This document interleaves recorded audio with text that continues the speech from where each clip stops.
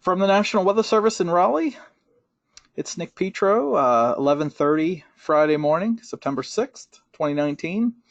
The last in the series of Hurricane Dorian briefings. So this is our wrap-up briefing for the event, and just wanted to take you through a couple slides here to kind of wrap this all up and close it all out. So thanks for joining, and hope everybody was able to stay safe over the last 24 hours with the storm. I grabbed this image here about 30 minutes ago. This is as of 11 a.m. Wind and satellite and radar. And Dorian and its rain bands have exited central North Carolina. So it's done. The sun's come out, and all watches and warnings for central North Carolina have been dropped. There's a little bit of a lingering breeze right now. The trees are still moving a little bit, but that'll gradually diminish this afternoon. So the high wind threat is generally it's done, and the winds will continue to diminish as we head through the rest of the afternoon. So I wanted to share with you, and these are unofficial. These are estimates at this point in time of rainfall amounts that we received during Dorian. And we are working on a statewide map that will have official rainfall amounts, or at least closer to official, and or at least, actual ground gauge estimates, I should say. This is a radar estimate that I've got on the screen here.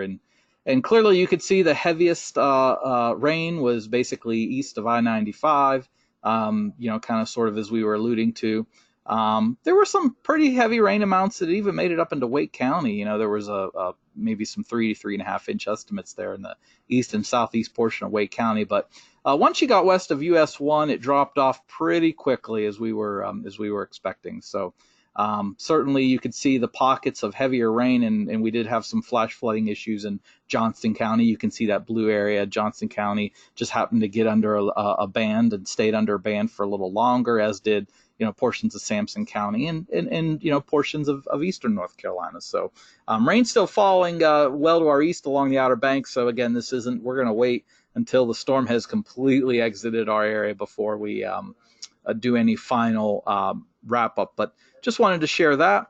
And this screen, I know, is a mess. It's kind of hard to read. I'm going to I'll email these slides out, and then you'll have a better opportunity to kind of look it over. But I just grabbed a quick, and I literally did this just 5 minutes ago, some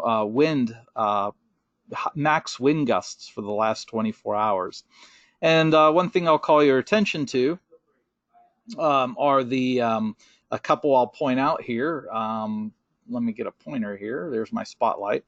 Notice in Sampson County, there were gusts up into the mid and upper 40s. There were gusts in Scotland County in the upper 40 mile per hour.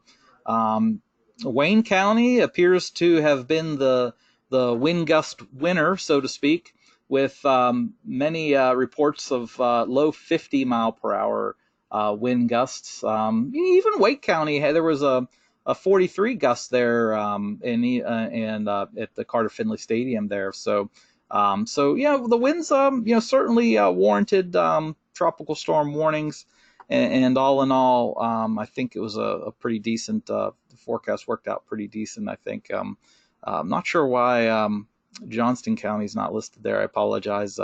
Somehow that got cut out of my screen grab there.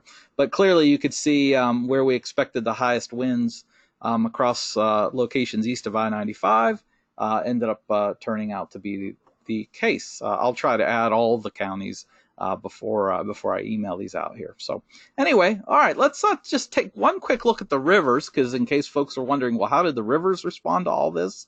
The Cape Fear is doing pretty good. It stayed, well below flood stage and is predicted to remain below flood stage. No problems there. The Neuse did see a little bit of a bump as we expected, but of course, unfortunately, staying below flood stage. And for our friends over toward in Wayne County along near Goldsboro, you can see the trajectory. The blue dots here are observed, and these squares are prediction.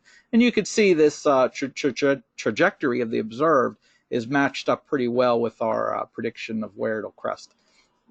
Needless to say, this is below flood stage. All right. Tar Basin, again, below flood stage and remain below, as is the Roanoke. So So good news there. All right, so let's take a look at this weekend's weather, and just to kind of leave you with a little bit of information with what's coming up the next few days. As I mentioned, Dorian and its rain bands have exited central North Carolina. And the lingering breeze will gradually diminish this afternoon. All watches and warnings have been dropped. A dry, cool front will cross our area this weekend. No real issues with that. Although probably by late Sunday, maybe Sunday night into Monday, there might be some very light shower activity. Nothing really problematic or no issues with that. And rain chances otherwise will remain fairly low for the middle to latter part of next week. So all in all, a fairly low impact weather pattern for the next 5 or 6 days. No severe thunderstorm potential at all. No thunderstorm potential this weekend. That's good news. Looking at additional rainfall forecast: dry Saturday, dry Sunday, except for east of I-95. Monday and Tuesday could be some very light rain amounts with that stalled boundary, as the case Wednesday and Thursday as well. Again, not a whole lot of rain. Dorian is exiting, so any rain for the next 5, 6 days, 7 days will be really, really light. All right. Looking at the 5-day tropical outlook from the National Hurricane Center, and as of 8 o'clock, I wasn't able to grab the 11 o'clock update in time, but a low pressure system located just west of the Cabo Verde Islands is what's being one area that's being watched. Looks like that system looks like conditions are expected to become favorable for tropical depression to form early next week as it moves across the Atlantic. So look at that formation chance, 70%. We're keeping a close watch on this one, as we do with all tropical cyclones that march across the Atlantic. So we'll be keeping a close watch on that. That's a long ways away, so don't worry, and we'll just keep an eye on it, as we should. All right. Again, for more information, to get updates on these tropical weather outlooks, check out our tropical weather page. All right, so just briefly again, takeaways: Dorian and its bands have exited. Lingering breeze will diminish. Watches and warnings have been dropped. Dry weather this weekend, although I will point out, be careful if you need to do any cleanup work outside, as it'll be hot this weekend with highs in the upper 80s to around 90. Be sure to take plenty of breaks, drink lots of water. And then some very light shower activity Sunday night into early next week along the stalled front. Again, no big deal there. No real major hazards. Rain chance will remain fairly low for the middle to latter part of next week. All right. We are preparing storm summary maps, better than what I've showed you here at the beginning of this presentation. So we will be emailing those out, and we'll post them on our website as soon as we're done preparing them in the coming days. So that's it for Dorian. This is our last webinar, last briefing.